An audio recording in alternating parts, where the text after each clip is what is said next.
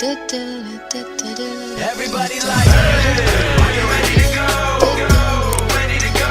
Everybody like, hey. Okay, so what is going on, y'all? Solo here, and welcome back to my story mode. So obviously, every single one of us saw the direct yesterday at the time this is most likely going to go up, because I'm not really sure if I have any control as to when this goes up. If it goes up in a couple of hours, cool. If it goes up the next day, whatever. Awesome. We saw the direct, we all lost our minds. One of the biggest reveals from that direct was Kirby: The Forgotten Land. This is a 3D Kirby game that takes place on a post-apocalyptic-esque Earth. This is one of the most insane reveals of the direct. Easily. And obviously, Kirby is a little bit of a part of my origin. I can't even really explain that to y'all, but I love Kirby to death. I love him so much, and one of my favorite games of all time is Return to Dreamland. So seeing this game right here, I was ecstatic. You could see that. You could literally see it in my reaction. I love this concept, and I really want to talk about it. So what we're going to be doing right here is just having a little bit of a breakdown and discussion type situation. I'm mostly going to be breaking it down and just discussing my possible thoughts on said breakdowns. So, yeah, man. So, getting into things here, I was actually completely caught off guard on Twitter, first off, because I was actually spoiled. Of course, the leaks were running, bro. Leaks were running rampant, and I couldn't avoid anything. So I was like, the moment I saw the leak for Kirby, I was like, that looks way too good to be fake. Like, if somebody's messing with us right now, that is dirty. That is super dirty, because it looked way too good to be fake. All I saw was the key art. That's all I saw. I didn't see the title or anything like that. All I saw was the key art, but I was like, that's a new Kirby game.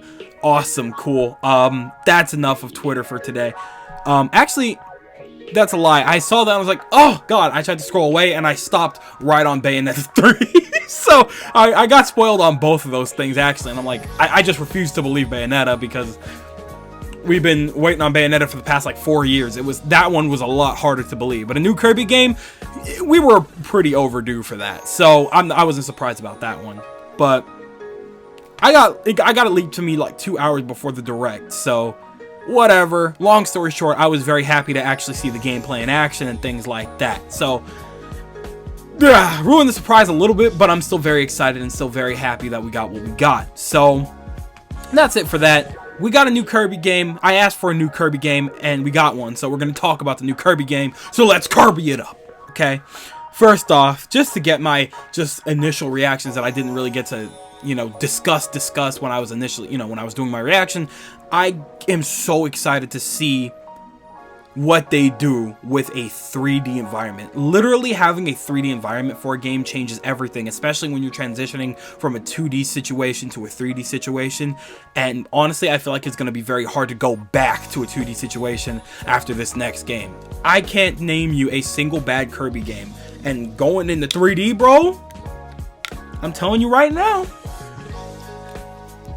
unless that next game is like Epic Yarn 2 or something crazy, it's going to be very hard for them to convince us that it's going to be an okay situation to go back to the 2D Kirby. Like, after this, there's no going back. It's go time, baby, with 3D. And that's totally okay with me. I absolutely love that, okay? This is coming from somebody that transitioned from Little Big Planet to Sackboy's A Big Adventure. Didn't really finish Sackboy's A Big Adventure. I will eventually. However, I did like that transition a lot. I think it really fit for Sackboy and the Little Big Planet universe. I think it's a lot better. But we'll talk about that more later. And then another thing that I just really wanted to talk about that I didn't initially get to talk about was the fact that it takes place in a post-apocalyptic environment, which feels so epic to me. Because, first off, for one thing, a post-apocalyptic Earth type situation, like, I've always loved that type of scenario. Like, what happened beforehand? How are people living now? I love that kind of situation, and I'm really glad to see the way that they utilize it here. And two, I love that they gave it to Kirby, because one of my favorite things also is taking characters out of their natural habitats. Like, I love to see what certain characters will do in a more like hazardous environment, and this is pretty much that. Like, it's still the same style of enemies that Kirby's come to know, you know, so Kirby's not really all that threatened. Kirby's just like, oh, here now, guess we got to take care of business. Whatever's clever, baby. So here we are in this 3D environment, and we're going to see how things play out. But it is just truly interesting to see what happens when a character that you know and love for being in this very particular environment gets thrown into a completely different situation entirely, which is why it's so fascinating for a lot of characters to be thrown into Smash for us. You know, we love seeing these characters like Isabelle and Samus and things like that go into a big fighting environment, whatever. Samus was not a good example at all. I don't know why I said Samus. I got Metroid Dread on the brain, bro. We got to talk more about that too. Trust me, we're gonna be talking a lot about Metroid Dread, bro. Do not even doubt me on that, son. So either way, I'm really looking forward to what they bring with that. So for now, why don't we start getting into the actual breakdown of the video. So I've looked over this trailer a couple of times now. I've seen what I needed to see for the most general parts of the breakdown, and there's 4 things that we're going to tackle here. For one, just from looks alone, you can tell that it controls just like any other Kirby game, just simply in a 3D environment. Like, you can it's literally the perfect transition. You know, with Sonic it was weird because I don't remember when we got the boost mechanic. I didn't really play the first game where we got the boost mechanic in the 2D games. And if I did, I don't remember. But I remember, you know, we had the 2D games for a long time, and then I got back into things late, and then immediately got thrown into a 3D situation. I'm like, this is way better. I love this, you know what I mean? And, you know, I had the boost mechanic now, I had the homing attack and things like that. And so in this situation, you know, Kirby doesn't change too much at all, but that's kind of the beauty of it. It's kind of like they're showing off here that Kirby was always ready for a 3D environment. This is something that isn't all that really out there for Kirby, and we're going to make sure you guys realize this. And honestly, the way things look here, yeah, I'm totally fine with the way Kirby seemed to have transitioned. You know, the way you move around and jump, it still feels just like any other Kirby. Just, you can go forward now instead of to the right. Or maybe left, or whatever you end up starting when you're playing a Kirby game, wherever. And I like that a lot. I like that a lot.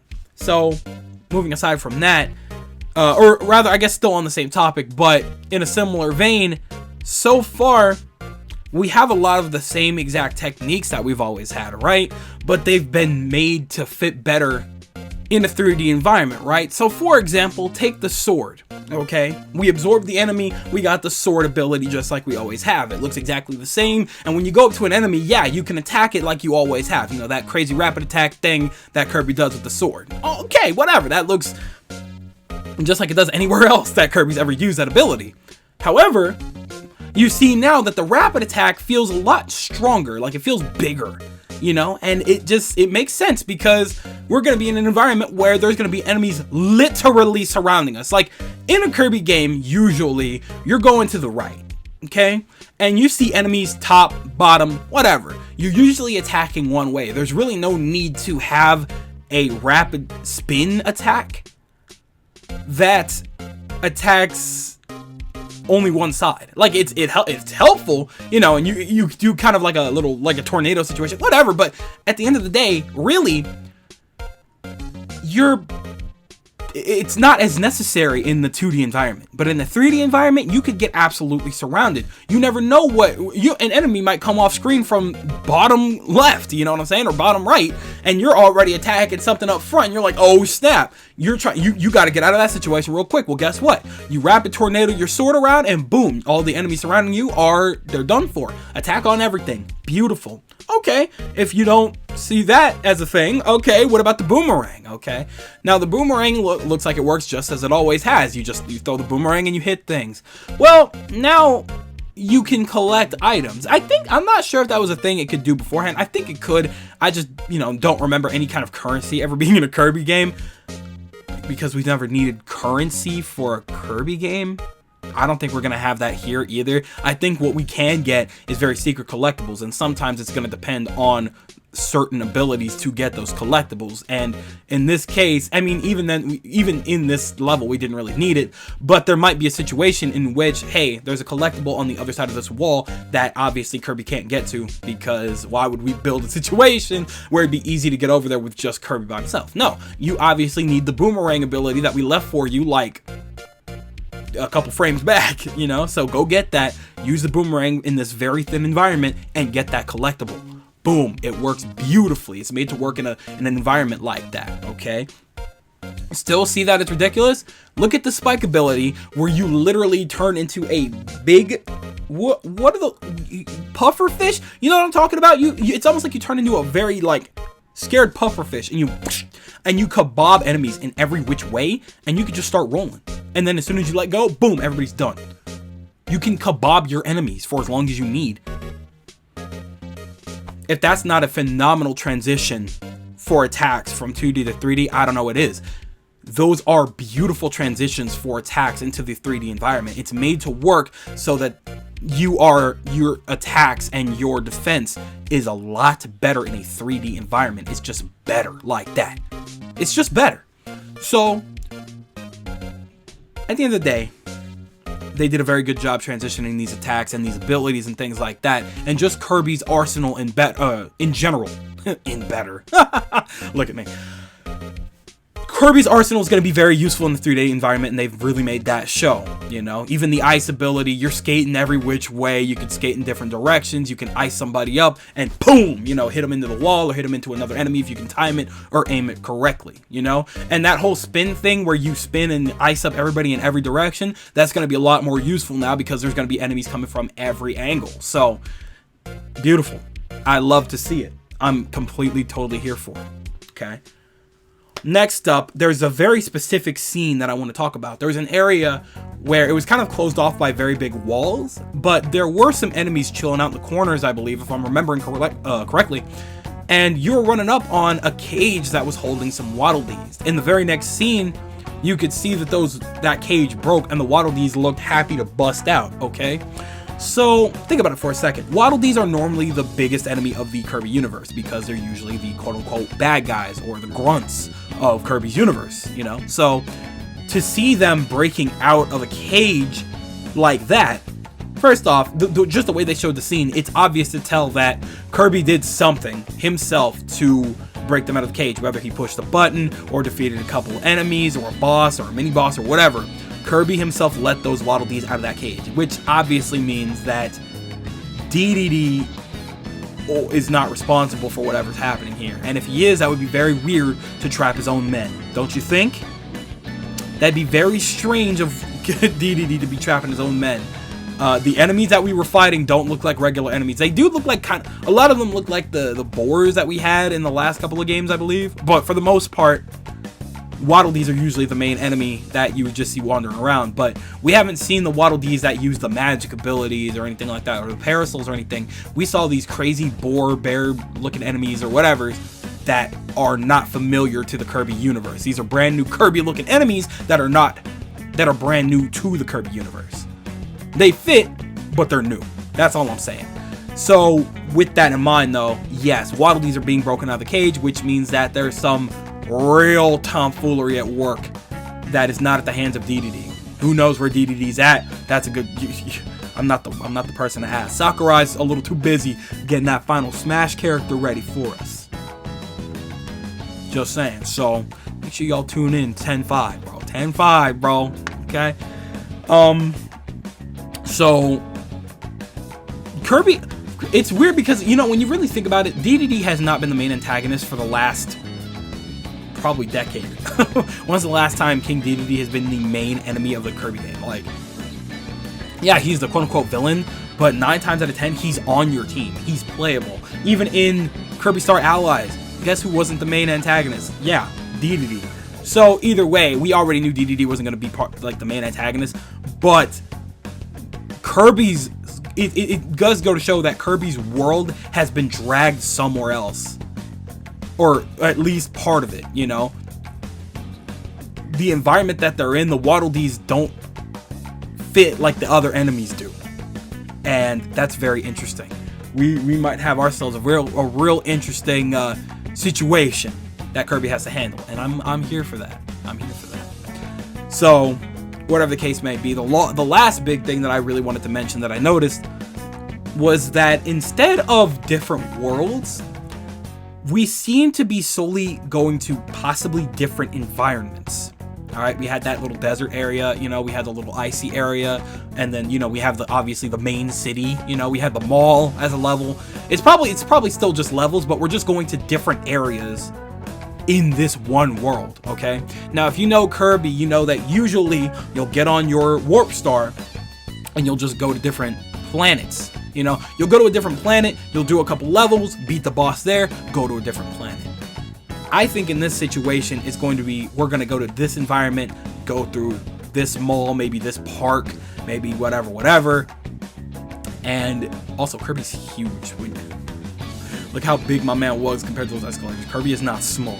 Alright, completely off topic. We're going to be going to these different environments, and we're going to be doing levels in very specific environments as opposed to different worlds. And hell, who is to say that they're even levels? We don't know. This is the first time we've seen a 3D Kirby game in a very long time. This may not even be a level-based game. This could be a Mario Odyssey situation where you're collecting certain things in this environment and you just keep going. Like maybe there's a save point or something. I don't know, bro. Like it's such a mystery.